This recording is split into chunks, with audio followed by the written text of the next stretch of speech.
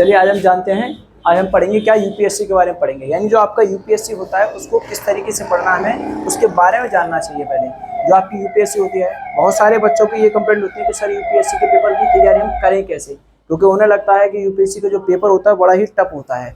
हम मानते हैं टफ होता है, लेकिन कैसे टफ होता है जब आपको उसकी बेसिक नॉलेज नहीं पता होगी, जब आपको उसका सिलेबस नहीं पता होगा, जब आपको उसका कंटेंट नहीं पता होगा। क्योंकि जब तक आपको यूपीएससी का कंटेंट पता नहीं होगा तब तक आप यूपीएससी के लायक नहीं बनोगे।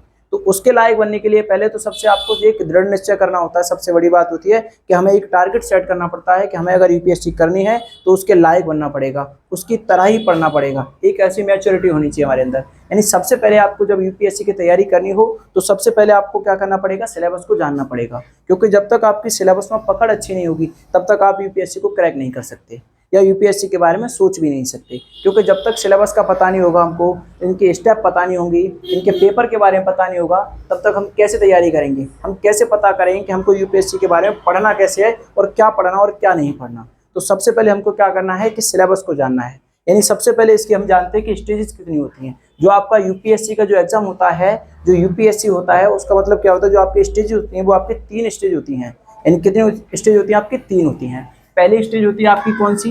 ये फर्स्ट स्टेज होती है आपकी कौन सी वाली होती है? आपकी प्री, यानी आपका ये प्रीलिम्स होता है प्री वाला, ये पहली स्टेज होती है आपकी प्री। और दूसरा होता है आपका कौन सा स्टेज होता है? दूसरा मेंस। और तीसरी जो स्टेज होती है वो होती है आपकी इंटरव्यू। इसको हम पर्सनालिटी टेस्ट भी बोलते हैं। जो आपका पर्सनालिटी टेस्ट होता है, यानी उसे इंटरव्यू और पर्सनालिटी टेस्ट दोनों बोलते हैं इसको। ठीक है, ये आपका जो प्री होता है, यानी जो आपके 3 स्टेज होती हैं, पहला आपका प्री होता है, दूसरा आपका मेंस होता है और तीसरा आपका इंटरव्यू होता है जो लास्ट में होता है। जो आपका प्री होता है उसमें क्या होता है, आपका जो प्री है उसमें आपका जीएस का पेपर होता है। यानी जो प्री है उसमें पहले आपका क्या होगा, जीएस का पेपर होगा। ओके, जो जीएस का पेपर है उस जीएस के पेपर के अंदर आपके 2 पेपर होते हैं, यानी जीएस फर्स्ट और जीएस सेकंड। यानी जो जीएस सेकंड का पेपर आपका होता है उसे हम बोलते हैं सी सेट का पेपर बोलते हैं, जो उसमें आपकी मैथ वगैरह आती है। यानी आपका जो प्रीलिम्स का पेपर होता है उसको हम जीएस पेपर के नाम से आते हैं कि जीएस पेपर फर्स्ट पेपर उसको बोलते हैं। और उसके अंदर हमारा क्या होता है कि 2 पेपर आपके आते हैं। यानी पहला आपका जीएस फर्स्ट होगा, दूसरा आपका जीएस सेकंड होगा। ये आपके यानी 2 पेपर होते हैं इसमें आपके, ये दोनों पेपर आपके हो गए। ठीक है, आगे चलते हैं हम मेंस में। अब मेंस में क्या होता है आपका कि जो आपका मेंस होता है उसमें आपकी 4 स्टेज होती हैं। कितनी होती हैं? 4 स्टेज। यानी कौन सी होती है? पहला आपका ऐसे वाला होता है, फिर आपका जीएस होता है और उसके बाद में आपका ऑप्शनल होता है। उसके बाद आपकी क्या होती है? लैंग्वेज पेपर होता है। जैसे हिंदी और इंग्लिश का होता है उसी प्रकार से आपका लैंग्वेज का पेपर होता है। तो देखिए, जानते हैं जो आपका मेंस है उसकी 4 स्टेज है। तो पहली स्टेज जानते हैं, तो पहली स्टेज हमारी क्या होती है, उसमें होता है हमारा ऐसे। क्या होता है उसमें? ऐसे होता है, उसमें हमारा ऐसे होता है। अब ऐसे है, इसका तो आपका एक ही पेपर होगा। इस पेपर को करने के जैसे आपका पेपर होता है, इसमें क्या होता है आपको एक ऑप्शन दिए जाते हैं। यानी कई प्रकार के, जैसे मान लो 7 से 8 आपको ऐसे दिए जाएंगे, उनमें से आपको सिलेक्ट करना होगा कि आपका जो पेपर है वो किस तरीके से पेपर, यानी किस पर बनाना है आपको। यानी टॉपिक दिए जाते हैं, उस टॉपिक में से आपको जो भी टॉपिक दिया जाएगा उस टॉपिक को आपको देखना है। अब टॉपिक है आपके पास, जो भी टॉपिक होगा आपको बस समझना है, जानना पड़ेगा कि आपका जो टॉपिक है उस टॉपिक से हम कैसे बनाएंगे। किसी के भी ऊपर जैसे बहुत सारे टॉपिक आपको मिलेंगे, उन टॉपिक में से आपको देखना है कि आप किस टॉपिक पर निबंध बना सकते हो।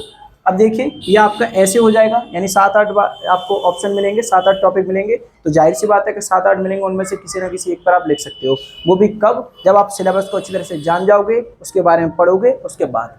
देखिए, इसका जो दूसरा पेपर होता है वो क्या होता है, ऐसे के बाद में होता है आपका जीएस का पेपर होता है। और जो जीएस का पेपर होता है मेंस में आपके, उसमें भी क्या होता है आपके 4 स्टेप होते हैं, यानी कि 4 पेपर होते हैं। उसको हम क्या बोलते हैं? GS paper first, GS paper second और जीएस पेपर थर्ड बोलते हैं। और होता है आपका जीएस पेपर 4 होता है। यानी हो गया आपका जो मेंस है उसमें आपके 4 स्टेप, यानी पहले आपका ऐसे का पेपर, दूसरा आपका जीएस का पेपर होता है। उस जीएस के पेपर में आपके कितने पेपर होते हैं? 4 पेपर होते हैं आपके। ये 4 पेपर हो गए। 4 पेपर के बाद में आपका क्या आता है, जब ये पेपर आपका होता है उसके बाद में आता है आपका ऑप्शनल। कि आपका जो ऑप्शनल है, क्या आपने ऑप्शन लिया, आपने जियोग्राफी लिया, पॉलिटिकल साइंस लिया, जो भी आपने ऑप्शन लिया होगा उस ऑप्शनल का आपका पेपर होगा। वो भी कितने पेपर होंगे आपके? 2 पेपर होंगे। यानी कि पेपर फर्स्ट आएगा और पेपर सेकंड आएगा। यानी जो ऑप्शनल होता है उसमें भी आपके 2 पेपर होते हैं। उसके बाद में आपका लास्ट जो पेपर आता है वो आता है आपका किसका? लैंग्वेज पेपर आता है। लैंग्वेज पेपर आता है, हिंदी उर्दू, यानी जो भी आपकी लैंग्वेज होगी उस भाषा में आपका पेपर होगा, उस भाषा में आपको पेपर देना होगा। यहाँ पे आपको ऑप्शन मिलेंगे, आपको इंग्लिश लैंग्वेज या ऑप्शनल लैंग्वेज, यानी कि आप चुन सकते हैं इसमें से कि कौन सी वाली लैंग्वेज आपको चुननी है। उस बेसिस पे आपको इसको तैयार करना होगा। यानी कि इस यूपीएससी में सबसे मेन मुद्दा होता है आपका सिलेबस का। अगर आपने सिलेबस को अच्छी तरह से कंटेंट और रिपीट कर लिया आपने कि इसका क्या होता है, और सबसे ज़्यादा क्या होता है, जो आपका यूपीएससी के जो पेपर होते हैं प्रीवियस क्वेश्चन पेपरों को लगाना चाहिए, जिससे हमें पता चलता है कि किस विषय से कितने क्वेश्चन आपको प्रोवाइड किए गए हैं या कितने क्वेश्चन यूपीएससी ने आपको लगाए हैं। तो इस सिलेबस को अच्छी तरह से आप नोट कर लीजिए और समझिए इससे।